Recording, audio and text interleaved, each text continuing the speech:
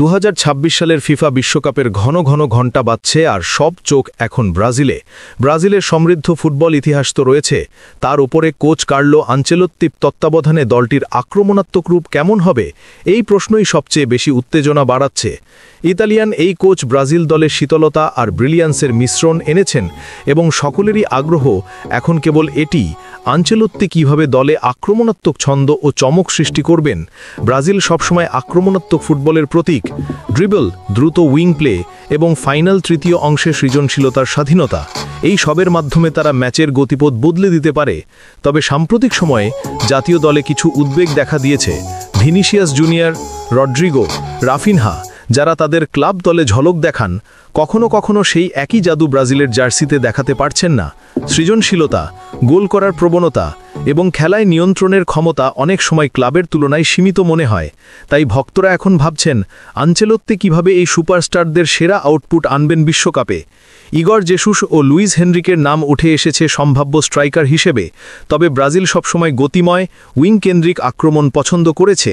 Ancelotti সম্ভবত তার প্রিয় ফরমেশন 4-3-3 বা 4-2-3-1 ব্যবহার করবেন, যা মিডফিল্ড নিয়ন্ত্রণের সঙ্গে উইংভিত্তিক আক্রমণকে ভারসাম্য দেয়। এই সিস্টেমে দুইজন মিডফিল্ডার রক্ষণে থাকেন আর উইঙ্গাররা আক্রমণের মূল চালিকা শক্তি। এর ফলে ব্রাজিল দ্রুত কন্ট্রা অ্যাটাক চালাতে পারে এবং মিডফিল্ড থেকে আক্রমণে সহজে রূপান্তর ঘটাতে পারে। উইঙ্গাররা বিশেষ ভূমিকা রাখবেন।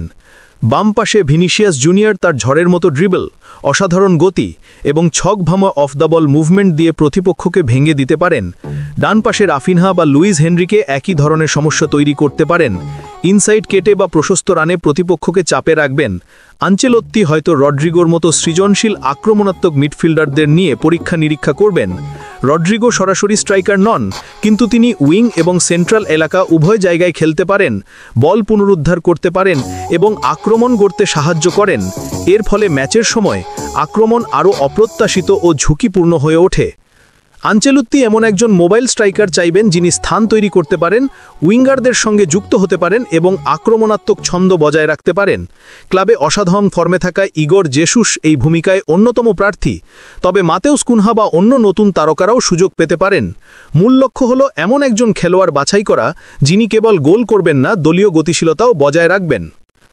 ব্রাজিলের মিডফিল্ড অত্যন্ত প্রতিভাবান, তবে উচ্চ প্রেসিং দলের সঙ্গে খেলার সময় তারা সমস্যায় পড়তে পারে।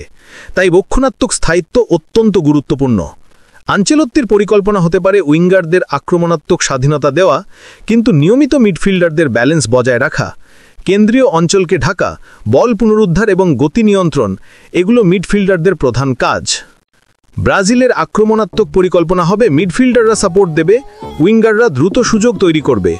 ভিনিসিয়াস জুনিয়র, রাফিনহা, রড্রিগো এবং নেইমারের মতো তারকাদের ক্ষমতা মিলিয়ে দলে গতিশীলতা আসবে। গ্যাব্রিয়েল মার্টিনেল্লি থাকলে দলকে গভীরতা এবং পরিবর্তনের সুবিধা মিলবে।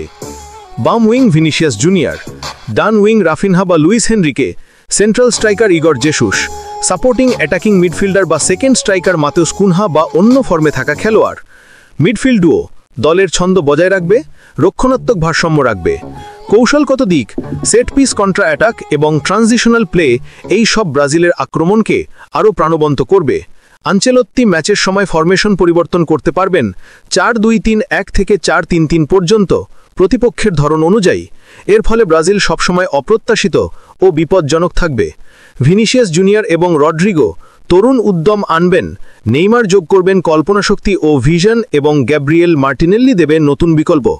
আনচেলোত্তির চ্যালেঞ্জ হলো এই সব উপাদানকে একত্রিত করা, আক্রমণাত্মক ছন্দ বজায় রাখা এবং সুযোগগুলোকে গোলের রূপ দিতে সক্ষম হওয়া। 2026 বিশ্বকাপে ব্রাজিলের আক্রমণ নির্ভর করবে খেলোয়াড়দের ফর্ম, কৌশলগত নমনীয়তা, প্রতিপক্ষ বিশ্লেষণ এবং আনচেলোত্তির পরিকল্পনার উপর। লক্ষ্য স্পষ্ট, ব্রাজিলের ঐতিহ্যগত আক্রমণাত্মক পরিচয় বজায় রাখা এবং গোল করার ক্ষেত্রে দক্ষ ও কার্যকরী হওয়া। প্রশ্ন হল, কিভাবে ব্রাজিলের আক্রমণ সাজানো উচিত? ভিনিসিয়াস জুনিয়র ও রাফিনহা উইঙ্গে থাকবেন নাকি নতুন তারকাদের সুযোগ দেওয়া হবে? আনচেলোত্তি কিভাবে সৃজনশীলতা এবং দক্ষতার মধ্যে ভারসাম্য রাখবেন? ফুটবল সবসময় আলোচনার, বিতর্কের ও স্বপ্নের সুযোগ দেয়, আর ব্রাজিলের আক্রমণ সেই উত্তেজনার এক উজ্জ্বল গল্প।